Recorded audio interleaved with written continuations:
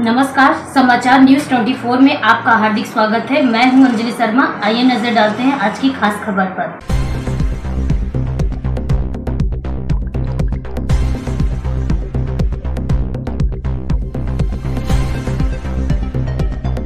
प्रयागराज के संगम तट पर मंगलवार बुधवार की रात करीब 1:30 बजे भगदड़ मच गई। हादसे में 14 से अधिक लोगों की मौत की खबर है। 50 से ज्यादा श्रद्धालु घायल हैं। स्वरूप रानी अस्पताल में मौजूद भास्कर रिपोर्ट के मुताबिक 14 शव पोस्टमार्टम के लिए लाए जा चुके हैं। हालांकि प्रशासन ने मौत या घायलों की संख्या को लेकर कोई जानकारी नहीं दी है। भगदड़ के बाद प्रशासन के अनुरोध पर सभी 13 अखाड़ों ने आज मौनी अमावस्या का अमृत स्नान रद्द कर दिया था। इसके बाद अखाड़ों ने बैठक की, जिसमें तय हुआ कि 10 बजे के बाद अमृत स्नान करेंगे। पीएम मोदी ने योगी से 4 बार फोन पर बात की और घटना की जानकारी ली। अब अफसर हेलीकॉप्टर से महाकुंभ की निगरानी कर रहे हैं। भगदड़ की 2 प्रमुख वजह हैं। संगम नोज पर एंट्री और एग्जिट के रास्ते अलग अलग नहीं थे। लोग जिस रास्ते से आ रहे हैं उसी रास्ते से वापस जा रहे थे। ऐसे में जब भगदड़ मची तो लोगों को भागने का मौका नहीं मिला, वह एक दूसरे के ऊपर गिरते गए। अमृत स्नान की वजह से ज्यादातर पाटून पुल बंद थे। इसके कारण संगम पर पहुंचने वाली करोड़ों की भीड़ इकट्ठा होती चली गई, जिससे बैरिकेड्स में फंसकर कुछ लोग गिर गए। ये देख भगदड़ फैलने की अफवाह मच गई।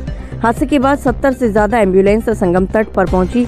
इनमें घायलों और मृतकों को अस्पताल ले जाया गया। हादसे के बाद संगम तट पर एनएसजी कमांडो ने मोर्चा संभाल लिया।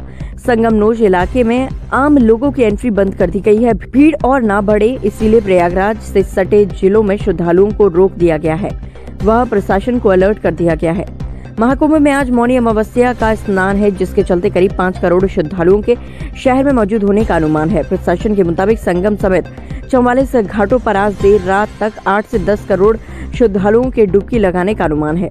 इससे एक दिन पहले यानी मंगलवार को 5.5 करोड़ से ज्यादा श्रद्धालुओं ने संगम में डुबकी लगाई। पूरे शहर में सुरक्षा के लिए 60,000 से ज्यादा जवान तैनात है। सीएम योगी बोले, हालात नियंत्रण में, अफवाह पर ध्यान न दे। सीएम योगी ने कहा, हालात नियंत्रण में है, लेकिन भीड़ का दबाव बढ़ता जा रहा है। भक्तों की मदद के लिए पुलिस तैनात है। मेरी अपील है कि आप अफवाहों पर ध्यान न दें, संयम से काम ले। ये आयोजन सभी का है। सीएम योगी ने लखनऊ में इमरजेंसी बैठक बुलाई। महाकुंभ में भगदड़ के बाद मुख्यमंत्री योगी आदित्यनाथ ने अपने आवास पर इमरजेंसी बैठक बुलाई। इसमें पुलिस और शासन के बड़े अफसर शामिल हैं। योगी प्रयागराज के साथ बनारस और अयोध्या में भी भीड़ नियंत्रण करने के लिए चर्चा कर रही हैं। संवाददाता सुनील कुमार की रिपोर्ट।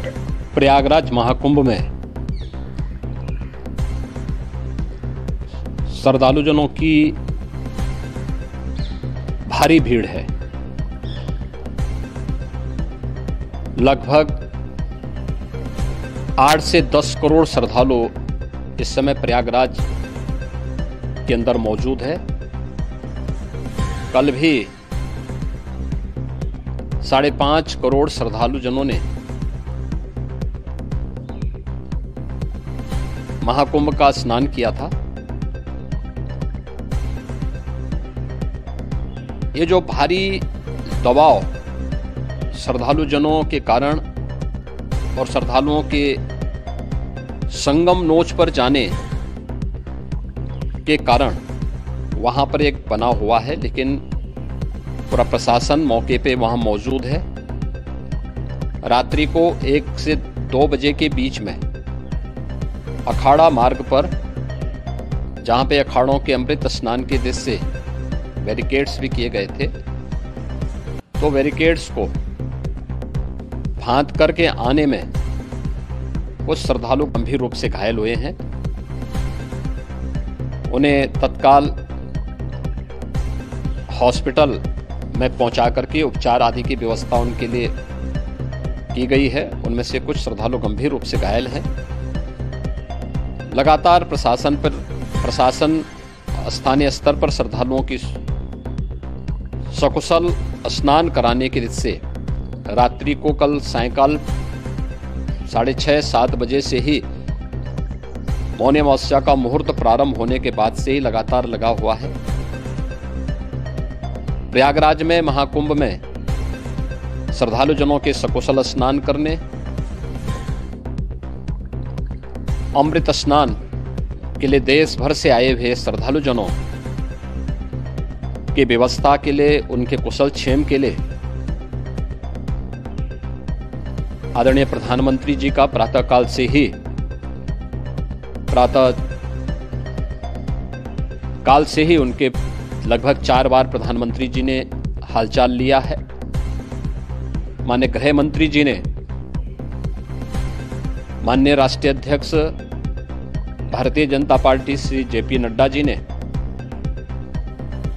माननीय गृह मंत्री श्री अमित शाह जी ने भी, और प्रदेश की माननीय राज्यपाल श्रीमती आनंदीबेन पटेल जी ने भी लगातार जानकारी लेकर के सभी के कुशल क्षेम और सकुशल स्नान कराने के बारे में निरंतर रिपोर्ट ले रहे हैं।